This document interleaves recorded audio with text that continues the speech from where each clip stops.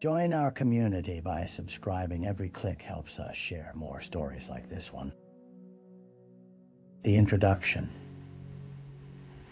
In the small town of Maplewood, nestled between rolling hills and dense woods, the sun had just begun to set, casting long shadows across the quiet streets. It was the kind of place where everyone knew each other, where secrets were as scarce as the town's rain. Yet on a crisp October evening in 2002, a shrouded mystery would bring hidden truths to the surface. The local diner, a hub of gossip and comfort food, buzzed with the evening crowd. Regulars reclined in their booths, sipping coffee and commenting on the unseasonably chilly weather. Laughter echoed off the checkered walls, but that laughter would soon turn to hushed whispers as an unsettling silence enveloped the town. Just beyond the diner's glow, a figure moved, unnoticed, into the shadows of Maplewood Park. A place typically filled with laughter and the sounds of children playing. Among the tall trees and rustling leaves, the air was thick with anticipation. That night, a young woman named Claire Thompson would leave her house with a promise of adventure and return no more. Her friends would later describe Claire as vibrant and full of life, with a smile that could light up even the darkest of days. But as the hours slipped away into the encroaching darkness, panic settled like a heavy fog over the tight-knit community. Where had she gone? What had begun as a simple jaunt under the autumn moonlight would unravel a series of events that would change Maplewood forever. By morning, the sun would rise on a town forever altered, as the search for Claire would reveal unsettling layers of deceit that lay beneath its seemingly idyllic surface. The victim, Claire Thompson, was known throughout Maplewood as the girl with the infectious laugh and an insatiable curiosity. At 23, she was working as a barista at the local coffee shop while pursuing a degree in psychology at the nearby university. Friends often joked that she had a book in hand every week, a fresh title to devour, always eager to discuss the intricacies of the human mind. Growing up in a modest home, Claire had nurtured deep connections with her family, particularly her younger brother, Liam Donning. Their parents, while supportive, often worried about Claire's adventurous spirit, especially when it pushed her to explore the woods alone. She felt safe in the familiarity of Maplewood, but beneath the surface warmth of the community, she would soon discover the darkness that lay hidden within. As the sun began to rise on the day following Claire's disappearance, the frantic energy of her friends became palpable. They gathered at her empty home. Descriptors scribbled on posters, and each face revealed their disbelief and sorrow. They fought back tears, clutching hastily created flyers adorned with Claire's smiling face, while sharing memories that brought both laughter and heartbreak. Hours turned into frantic search operations as neighbors formed makeshift groups, combing through every inch of the woods she loved. Not far from the park, where the trees had whispered their secrets for generations, a pit in the stomach of the town grew deeper. Claire wasn't just a missing girl. She was a beacon for those yearning for connection, a reminder of dreams deferred as each passing moment added weight to their fears. While the search continued, the police began piecing together Claire's last known whereabouts, scouring her social media for threads to unravel. The once bustling coffee shop would open its doors to a community in mourning as they clung to hope. But as the day turned into night, the enormity of their shared anguish gripped every heart in Maplewood, silently asking the question that would haunt them all. What had happened to Claire Thompson? The crime scene. As the sun dipped below the horizon, painting the sky in shades of orange and red, The air in Maplewood became thick with apprehension. Hours of searching had yielded little sign of Claire, but whispers began surfacing, a sighting here, a noise there. The police had received calls from various concerned citizens, but none had led to solid evidence. By dawn, the intensity of hope began to fade, giving way to dread. It was not until that moment, as the light illuminated the familiar trails in Maplewood Park, that a group of volunteers stumbled across what would be the intersection of a community's worst nightmare. Hidden beneath a tangle of underbrush, they found Claire's jacket, its vibrant colors dulled by the debris of nature. The fabric was unsettlingly still, a stark contrast to the vibrant life it once adorned. The authorities quickly swarmed the area. The distant wail of sirens cut through the stillness, growing louder as the crime scene was secured. Officers methodically began to piece together the details. They marked the jacket with evidence tags, snapping photographs and leading a search pattern that expanded outward, where the trail of scattered leaves and broken twigs laid a canvas of clues waiting to be discovered. Veteran Detective Mark Jensen stepped into the scene, clipboard in hand, his gaze scanning the surroundings. Years of investigating similar cases had equipped him with the instincts needed for moments like these, but no experience could fully prepare him for the despair etched on the faces of Claire's loved ones as they gathered on the perimeter, watching with halted breath. Inside the taut cocoon of the investigation, an uneasy energy settled among the officers. They found a digital camera on the ground nearby, its lens scratched and the strap frayed, providing a glimpse into the days leading up to Claire's disappearance. Reviews of the device would soon reveal the last frames captured, shimmering pixels of shared adventures that painted a haunting contrast against the potential tragedy that loomed over Maplewood. As the last rays of dawn cast shadows over the park, the reality set in. A young woman had vanished, and her smile-a beacon in the town had been extinguished into the depths of uncertainty. The investigation was no longer just a search for the missing. It had become a race against time to uncover the truth hidden in the woods of Maplewood, a place that would never feel the same again. The early investigation. With Claire's jacket secured, and the discovery of her camera sending shockwaves through the community, the early hours of the investigation unfolded with feverish intensity. Detective Mark Jensen led a team assembled from neighboring precincts, each member acutely aware of the weight this case carried. The small-town dynamic shifted palpably as urgency shadowed the town square. Every intersection of Maplewood became a nexus of inquiry. Officers posted flyers in high-traffic areas, each one bearing Claire's face alongside the words "missing" emblazoned in bold, desperate letters. Jensen assigned teams to canvass neighborhoods adjacent to the park, hoping residents might recall seeing someone or something ominous on that fateful night. Memories became blurry snapshots. Each neighbor's account could be a vital breadcrumb. In the hours that followed, they interviewed friends and relatives, each conversation planting seeds of unease. Claire's best friend, Sarah, recounted their last conversation with quivering lips, her gaze distant as she recalled, inviting Claire to a late-night study session, only to receive an excited confirmation of plans to explore the park instead. She said she needed to clear her mind, Sarah murmured, wiping away tears. She was excited about a mystery she was reading. "I never thought." Her words trailed off, a reminder that excitement could turn to tragedy in the blink of an eye. The police worked methodically.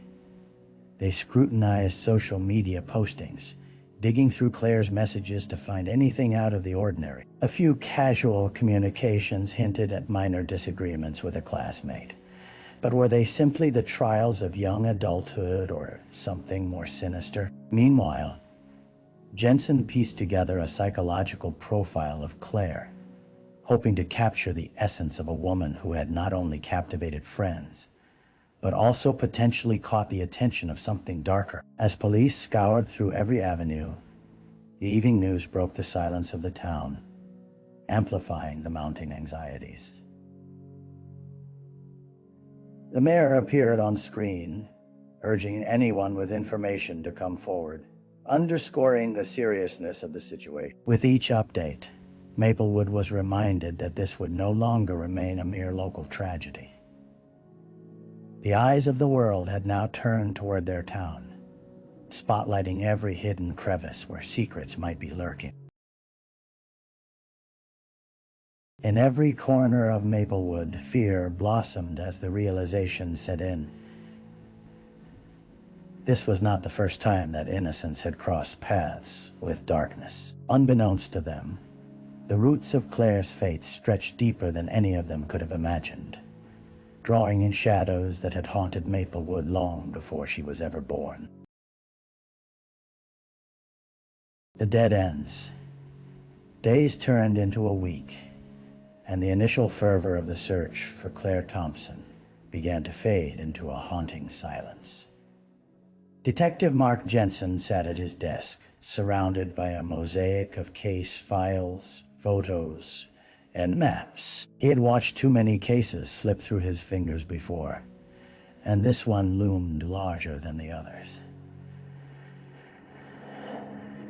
Despite his team's diligence, every lead they pursued ended as a haunting echo, vibrating through the empty spaces in them. Almost every resident of Maplewood had been questioned, yet the accounts seemed to blend into a uniform haze. A jogger reported seeing someone move in the woods on the night Claire disappeared. Every detail faded under scrutiny. An elderly couple claimed they had heard raised voices, but no one knew whose they were and what the argument had been about. The fragments assembled, but they fit together into nothing more than an unsettling puzzle that refused to reveal its image. On the morning of the 6th day, the police received a call from a construction crew working at a nearby site. They had found something peculiar while digging, a piece of jewelry caked in mud, glinting ominously like a buried treasure. Jensen's heart quickened as he and his team rushed to the location. But when they arrived, a sinking feeling took hold as they uncovered only a faulty piece of costume jewelry, obsolete remnants of someone's past. Frustration began boiling over at the precinct. While Jensen reviewed footage from the diner's security cameras, he desperately hoped for an overlooked clue. Yet the images showed nothing, just the usual hum of life in Maplewood. Patrons enjoying cups of coffee and sharing laughter, unaware of the turmoil brewing just outside their wall. In contrast, the screens reflected a cold reality. As their case grew colder, the community's mood turned increasingly somber. Amid the grassy fields and wooded trails of Maplewood Park, the encroaching autumn chill stole the warmth from the air. With each passing day, Jensen felt a growing weight on his shoulders. In the quiet moments, he grappled with a nagging thought that wasn't about the investigation itself, but about the town he had sworn to protect. What lay hidden beneath the surface? How had something so sinister taken root in a place once deemed safe? The growing silence around Claire's case echoed louder than the winds rustling through the trees, portraying a town haunted by the unseen reflection of its own fear. With each search and every dead end, Claire's absence pressed heavily on their hearts, reminding everyone that she was not just another cold case. She was a life filled with promise that had been snuffed out far too soon, leaving only whispers of far too soon, leaving only whispers. What might have been? As dark clouds gathered overhead, Maplewood braced itself for a storm that was yet to break. A break in the case. As the chill of fall deepened, Detective Mark Jensen pressed fiercely against the tide of despair that threatened to engulf him and his team. After nearly 2 weeks of relentless searching with continued dead ends, the atmosphere around the precinct was thick with frustration. They had combed through reports and tips, conducting numerous interviews, yet with each morning, hope faded just a bit more. Then, on the 13th day after Claire's disappearance, a phone call pierced the veil of stagnation. A young man, shaking and breathless, reported seeing something unusual while hiking near Maplewood Park. Jensen, fueled by a hope he had scarcely dared to harbor, gathered his team and made the trek to the out-of-the-way location he described: a dense pocket of trees on the edge of the park. The young man, Eric, led the team into the heart of the woods. His eyes darted nervously as they approached a secluded glade, the sound of twigs snapping underfoot punctuating the stillness. "I swear I caught a glimpse of something," he stammered, pointing toward a thicket of brambles. Jensen surveyed the surroundings, his instincts ignited. Something about the area felt different. There was an eerie silence that enveloped them, an unspoken anticipation that lingered in the air. As they drew closer, the team meticulously searched through leaves and branches, until Jensen spotted something peeking through the underbrush. It was Claire's phone, partially buried in the soil, its screen cracked, but still flickering faintly. The find resonated like a thunderclap in the tense atmosphere. It was a tangible connection to Claire, a critical piece of evidence in the sprawling mystery. Carefully, Jensen secured the phone as forensic teams arrived. To unravel its secrets, they would need to extract data, a modern lifeline to uncover who had last seen Claire and what she may have encountered that night. As they worked, Jensen felt a renewed sense of purpose. After an exhausting stretch of uncertainty, this break in the case had cast a spotlight on the darkness encroaching around them. In the days that followed, forensic investigators worked to recover the phone's data, combing through texts, photos, and location history. Skin prickling with anticipation, the town watched closely, hopeful yet wary. It was a fragile moment of optimism amidst a sea of anxiety. Joan, Claire's mother, held on to the possibility that her daughter's warmth might soon return to her arms.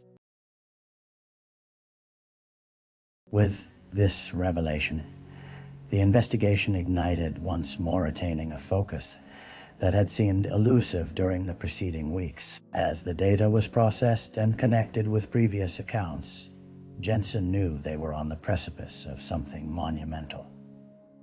What had Claire discovered in those last moments? And would they be able to piece together the truth before it slipped away once again? With breaths collectively held, Maplewood found itself standing at the edge of a precipice, waiting for the answers they so desperately sought. The suspect. As the investigation picked up speed, forensic analysts pored over Claire's phone, revealing a web of text messages that would soon shape the direction of the case. Among the mundane exchanges of daily life, one name emerged repeatedly: Jake Rogers, a fellow student and Claire's classmate. Their correspondence fluctuated between friendly banter and something deeper, as they had spent time studying together and sharing details of their personal lives.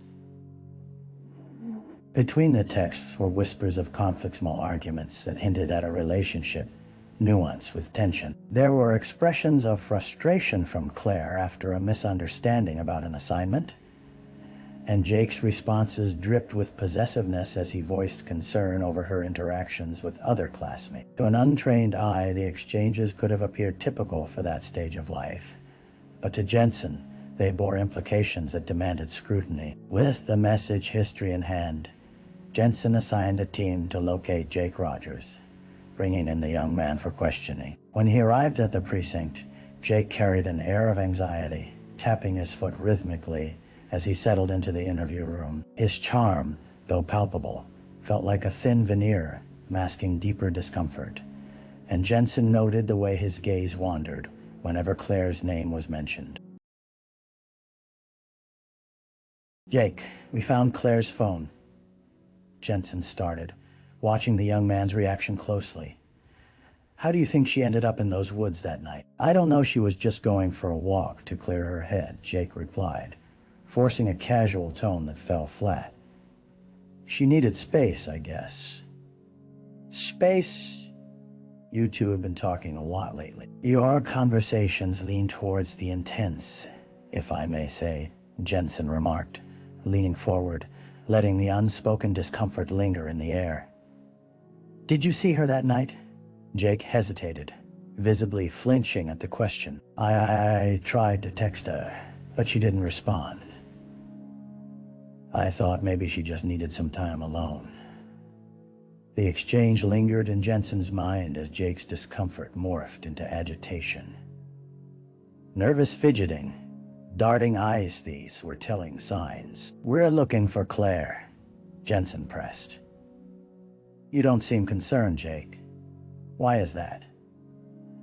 "I just told you I didn't know anything," Jake fired back defensively, the tension snapping as confrontation simmered in the small room. "I'm worried about her. I want to help," the interview continued, yet Jensen couldn't shake the sensation that something was amiss. The more Jake spoke, the more inconsistencies plagued his narrative. When pressed about where he was, the night Claire disappeared, Jake's alibi felt flimsy, mentioned hanging out with friends, but couldn't provide any names. As the questioning drew to a close, Jensen made eye contact with another officer over Jake's shoulder, who had been quietly observing from the corner. The silent exchange confirmed Jensen's suspicions. They had alleged but lacked concrete evidence. Upon Jake's departure, the detective's heart raced with renewed urgency. The wedding of coincidental timing and contradictory statements played in his mind like a dissonant chords, revealing the slivers of a portrait yet to be fully painted. As tension wrapped around the precinct once again, Maplewood held its breath, for the Shadows now had a Jake Rogers. Might just be the key to unraveling the labyrinth that had ensnared Claire Thompson. The trial. The courtroom buzzed with tension as the trial of Jake Rogers unfolded in Maplewood's small district court, capturing the attention of the entire community. This was not just the case of a young woman gone missing. It had become a spectacle painted with grief, suspicion, and the relentless pursuit of justice for Claire Thompson. News vans lined the street outside, their reporters poised to capture every moment that would either vindicate or condemn the man in the defendant's chair. As the gavel struck and the proceedings began, Claire's family sat with stoic expressions, clutching each other's hands for support, while scanning the room for familiar faces. Jensen stood at the back, his heart heavy. He'd poured his soul into the investigation, meticulously connecting the dots, and now all he could do was hope that the evidence gathered would be enough to bring closure to a tragedy that had shaken their small town to its core. The prosecution laid out a case anchored by Claire's phone data and messages, indicating her complicated relationship with Jake. They painted a narrative of jealousy, the transition from flirtation to frustration becoming a volatile mixture that led to confrontation. With cold precision, they highlighted the inconsistencies in Jake's alibi, presenting the argument that his possessiveness had spiraled into something far more sinister. Witnesses took the stand, shedding light on Claire's vibrant personality and her dreams of helping others through psychology.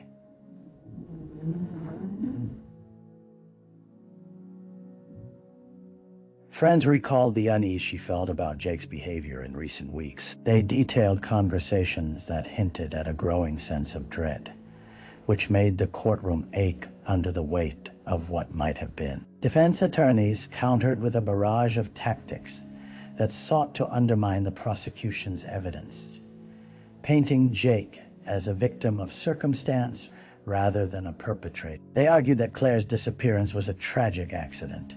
The relationship may have had its troubles, but it was not fuel for murder. They showcased character witnesses, friends who described Jake as a caring young man, unfazed by confrontation, yet whispers of doubt still rippled through the audience. As the trial unfolded, Jensen critiqued each witness's testimony, hoping to detect the slightest crack in Jake's carefully constructed facade. Under pressure, Jake's discomfort reared its head once more, and the jury, acutely aware of the charge that loomed over him, watched closely as he squirmed and fidgeted on the stand. Days turned into weeks, and the courtroom bore witness to the dissection of truth. Jensen recalled the conversations he'd had with the locals, the mixture of fear and fervent hope suffusing the culture of Maplewood. Would they find justice for Claire, or would the decision of a jury send echoes of uncertainty reverberating through their town forever? Finally, after rigorous deliberation, the jury filed back into the courtroom, the atmosphere thick with anticipation. As the foreperson announced the verdict, every heartbeat in the room seemed to synchronize as they collectively held their breath. The words hung in the air like a hammer poised to fall. We find the defendant, Jake Rogers, guilty of manslaughter. Relief coursed through the courthouse, mingling with shouts of despair and resignation. Claire's family embraced, tears streaming down their faces, evidence of the battles fought not just in court, but in their hearts. Clarity shimmered for the town of Maplewood, though shadows lingered in places where Claire's laughter once echoed. As Jensen stepped outside, the dwindling light of day swept over the town. It was not the end, but a beginning of sorts, both for the community healing from the scars of loss, and for a family reclaiming their space in the world where Claire's spirit would forever remain. The pursuit of truth had unveiled a darkness that was on the verge of being extinguished, yet the road toward understanding the heart of that darkness would continue to unfold. Chapter by chapter. The aftermath. As autumn painted Maplewood with its golden hues, the echoes of the trial faded into the background, yet its impact resonated sharply across the town. The conviction of Jake Rogers brought a palpable sense of relief, but the community found itself grappling with an unsettling aftertaste. It had done more than lose a young woman. It had come face to face with the shadows lurking just beneath its surface. In the weeks that followed, Claire's family initiated a foundation in her name, dedicated to mental health awareness and prevention of abuse among young adults. During her life, Claire had struggled to process her experiences and emotions, often putting others' needs before her own. Her parents envisioned a legacy that would help students navigate the trials of adolescence and foster connections, hoping to protect others from similar heartbreak. At the town hall meeting that launched the foundation, the room buzzed with community engagement. Neighbors gathered, united by a purpose that transcended their fears, seeking both healing and understanding. Claire's mother spoke of her daughter's dreams and ambitions, her voice steady, but choked with emotion. No parent should ever feel the sense of loss we carry, she pleaded. Let's honor Claire's spirit by ensuring others feel safe and supported. Meanwhile, Detective Mark Jensen continued his work, yet was haunted by the shadows of unresolved questions. While the trial had found Jake guilty, he had wrestled with lingering doubts. There were details obscured throughout the investigation how much of what they had uncovered warred against the greater truth of who Claire was, and how much of the pain was left unexamined. As the chill of early winter approached, he began to collaborate with a local journalist pursuing a deeper investigation into the specter of domestic violence and its manifestations in their quaint town. They unearthed stories of other girls who had felt signs of control in relationships that had gone unnoticed, fears silenced by the very love they thought would save them. As they worked, Jensen realized that Claire's story was but one of many, the opening chapter of a complex narrative that needed to be voiced and acknowledged. Over time, the community rallied, transforming grief into a powerful movement focused on education, empathy, and vigilance. Workshops were held in schools, sessions aimed at helping students recognize the signs of unhealthy relationships and providing tools to speak up. Maplewood, which had once revered its image of safety and simplicity, was now shifting, fostering awareness within the hearts of its young people. Yet, within the stillness of reflective moments, Jensen would often find himself at Claire's memorial, in the park, an unassuming spot surrounded by vibrant flowers, gifted by those who loved. He would stand in silence, wrestling with his thoughts and the weight of responsibility entwined in his heart. The echoes of discussions were a constant reminder. Justice was just one step in a journey toward understanding and healing. Claire Thompson's presence began to seep through the cracks of Maplewood's facade. She remained a reminder of both vulnerability and strength, a guiding force challenging everyone to face the darker shades of life and learn to navigate them together. As snow began to blanket the town, Maplewood stood at a precipice of profound change. Each breath a promise to honor those lost, to ensure that no other families would endure such heartache again. In time, the town's spirit healed, slowly woven into a new tapestry of resilience, infused with Claire's enduring legacy.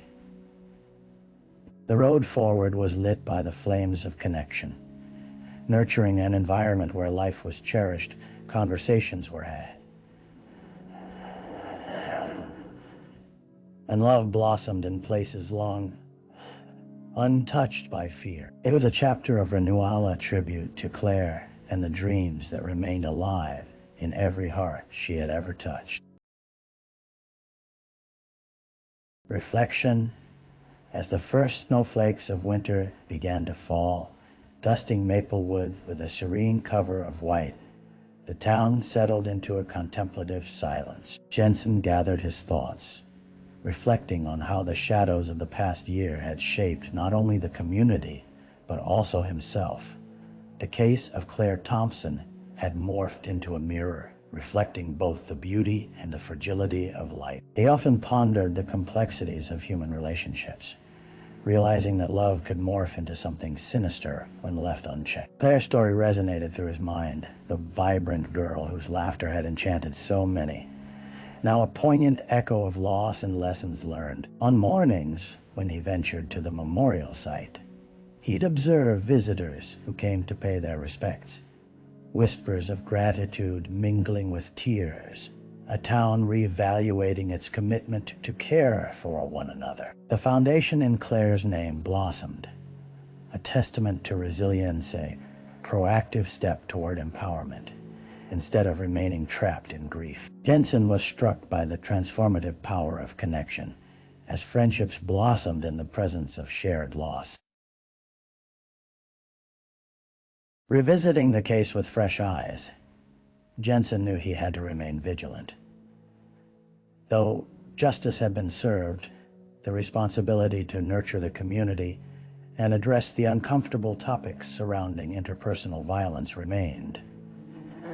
Each day presented an opportunity for growth, for creating an environment where young hearts could thrive without fear. In his quiet moments, Jensen would vow to continue honoring Claire's memory, fueled by the hope that her tragic story would spark conversations that prevented future suffering. As winter deepened, Maplewood began to weave a new narrative of vigilance and compassion, reminding residents that in their sorrow, they could forge a future where healing could coexist with remembrance. Each day became a journey, a commitment to not only reflect on the past, but to actively shape a more empathetic world where love, in its purest form, would be cherished and safeguarded. In this crucible of new beginnings, the heart of Maplewood beat with determination, promising to nurture the memory of Claire Thompson and honor